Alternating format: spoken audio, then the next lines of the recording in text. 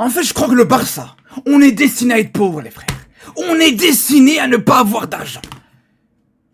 On a en fait le syndrome du nouveau riche. Le syndrome du gagnant du loto. Tu gagnes au loto, tu commences à faire n'importe quoi avec ton argent. Tu commences à toucher un peu d'argent, tu paniques, tu sais pas quoi faire. Tu t'achètes 8 Porsche, 7 Lamborghini, et c'est fini, deux mois plus tard, t'as découvert. C'est ça le problème du Barça, les gars. C'est ça le problème de la direction du Barça depuis des années. C'était déjà le cas à l'époque de Bartomeu, c'est encore le cas aujourd'hui. Je suis désolé, les frères. Je suis désolé, les frères.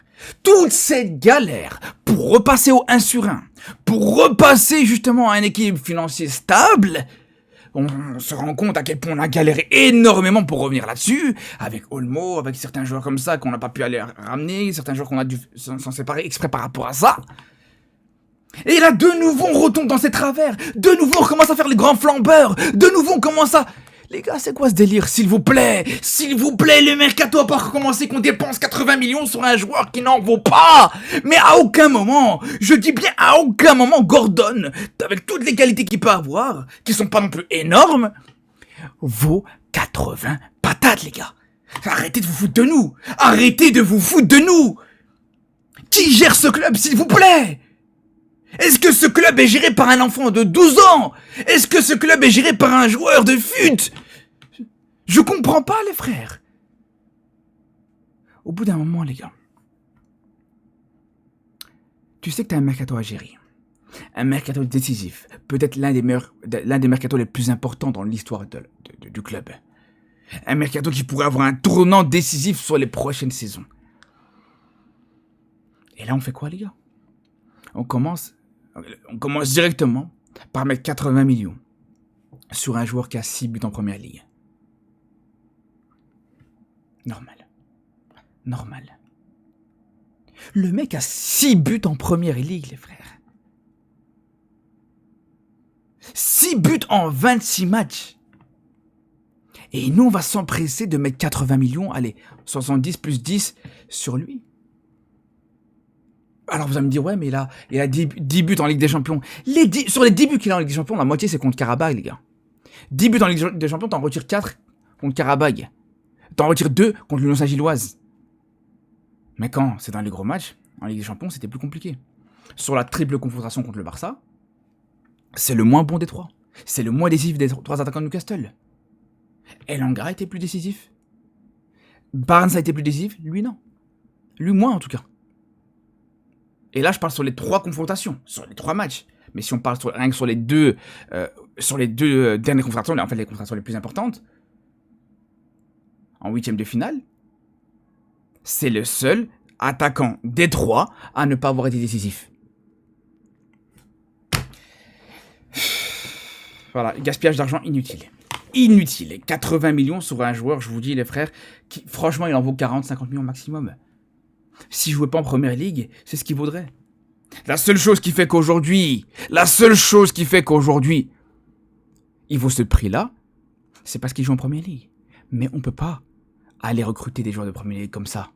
Des joueurs de première ligue qui sont surévalués par rapport au championnat dans lequel ils jouent. On peut pas. Ce genre de joueurs de première ligue, ils doivent être recrutés par des joueurs de première ligue. On peut pas se permettre ce genre de choses. Nous, les gars, le Barça a gagné la Liga. La prime pour avoir gagné la Liga, elle est de 50 millions. Burnley qui a été relégué, les frères, ils ont eu la même prime en première ligue. On ne peut pas faire le poids. Pourquoi les joueurs anglais et globalement les joueurs de première ligue restent souvent dans le championnat anglais, etc. Parce que voilà, ils ont une valeur sur laquelle on ne peut pas s'aligner. Ils vont être surévalués. Et là, on tombe dans le piège, bêtement, pour un joueur qui est même pas largement meilleur que Rashford. La preuve, c'est que sur les deux, c'est Rashford qui est le plus souvent titulaire en sélection anglaise. Rashford, sans même être titulaire au Barça, il jouait beaucoup plus de matchs cette saison avec l'Angleterre que Gordon. À la limite, tu fais ce transfert en fin de mercato, quand t'as plus le choix. Quand t'es désespéré, je peux le comprendre. Parce que là, c'est le message que ça renvoie. C'est vraiment un transfert, on a l'impression de totalement désespéré. Tu le fais en fin de mercato quand t'as plus le choix, vas-y, pourquoi pas. Mais là, le mercato vient à peine... C'est même pas qu'il vient à peine de commencer, c'est qu'il a même pas commencé. Le mercato n'a même pas commencé. tu te dépenses déjà 80 millions, il va te rester quoi pour les joueurs les plus importants et les postes les plus importants où il faut vraiment aller recruter? T'es là, t'es en négociation pour Julián Alvarez, mais tu t'handicapes déjà de 80 millions pour un joueur qui en vaudra même pas tant que ça la peine. Et ça me fume parce qu'à chaque fois, voilà, les supporters du Barça, ils sont là, tout contents, tout excités, parce que tellement, en fait, on a tellement perdu l'habitude de voir des gros coups sur le mercato, en tout cas des gros achats, que dès que voilà, tu ramènes Rashford en prêt, je me rappelle, c'est les mêmes, il y a une saison d'ici qui était waouh, incroyable, on a ramené Rashford. Les gars, faut arrêter de s'exciter sur n'importe quoi, les frères.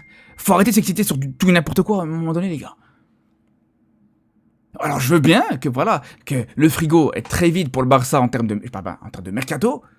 C'est pas pourtant qu'il faut s'exciter sur n'importe quoi. Je suis désolé. Tu me parles d'Alvarez, tu me parles de João Pedro, tu me parles de tous ces joueurs-là. Je dis pourquoi pas. Mais là les gars, non, désolé. Désolé, pour 80 millions, tu peux avoir beaucoup plus intéressant. Pour 80 millions, tu peux avoir Yann Diomandé. Pour 80 millions, tu peux avoir Yann Diomandé. Qui a le double des buts de Gordon. Alors c'est la Bundesliga, c'est pas la Première Ligue, je suis d'accord avec vous. Mais à 18 ans. Un Yann Diomandé beaucoup plus complet. Il y a des joueurs comme ça, vraiment, il y en a plusieurs. Si on est capable de mettre 80 millions comme ça, parce que, ouais, on entend que voilà, c'est pas grave, parce que le Barça peut directement s'aligner aussi, quand même, sur, ça empêche pas s'aligner sur João Pedro ou Julián Alvarez. Mais à un moment donné, tu vas arriver à certaines limites. Si, d'ici la Coupe du Monde, t'arrives à prendre ni l'un ni l'autre. Alors pour João Pedro, c'est pas forcément un problème, mais pour Julián Alvarez, s'il fait une bonne Coupe du Monde, tu peux lui dire au revoir. S'il fait une bonne Coupe du Monde, sa valeur, elle risque de doubler. Sa valeur, elle va prendre vraiment encore plus de... comment dire? Elle va encore plus prendre en chiffres, en fait, tout simplement. Et c'est là où je comprends pas. C'est qu'à la limite, t'es capable de mettre 80 millions sur un joueur comme Gordon. Tu te dis, vas-y, actuellement, il n'y a pas vraiment de joueur sur le mercato qui peut être intéressant, de jouer à ce poste-là, d'ailier gauche, qui peut réellement être intéressant. Attends au moins la Coupe du Monde pour ça. Attends au moins la Coupe du Monde pour voir justement s'il n'y a pas un joueur qui va se révéler.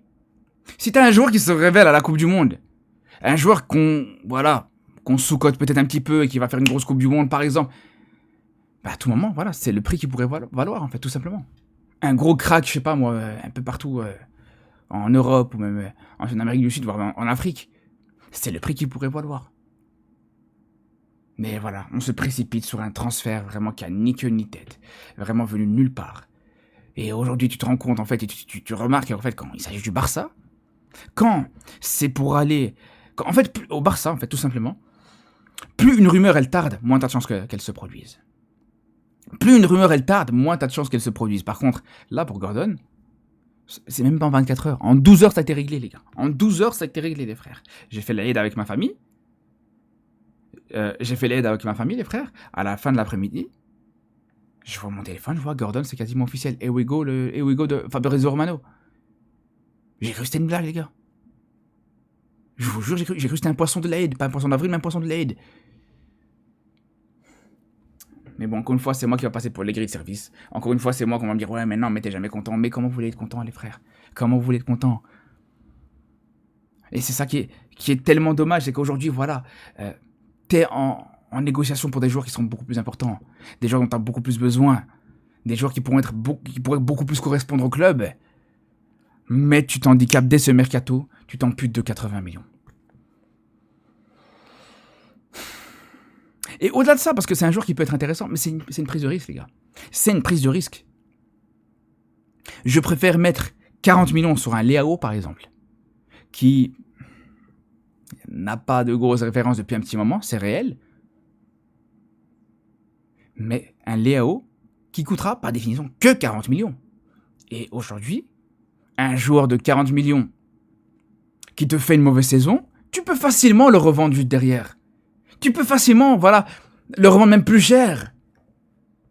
Parce qu'un joueur de 40 millions qui arrive au Barça, que t'as été chercher au Milan, tu le fais arriver au Barça, s'il fait une saison correcte, un petit peu à la Rashford, une saison correcte, où il a des petits matchs intéressants, mais que globalement il n'est pas suffisamment intéressant pour être dans le 11 du Barça et pour que tu puisses le garder, tu peux le vendre et il prendra même en valeur.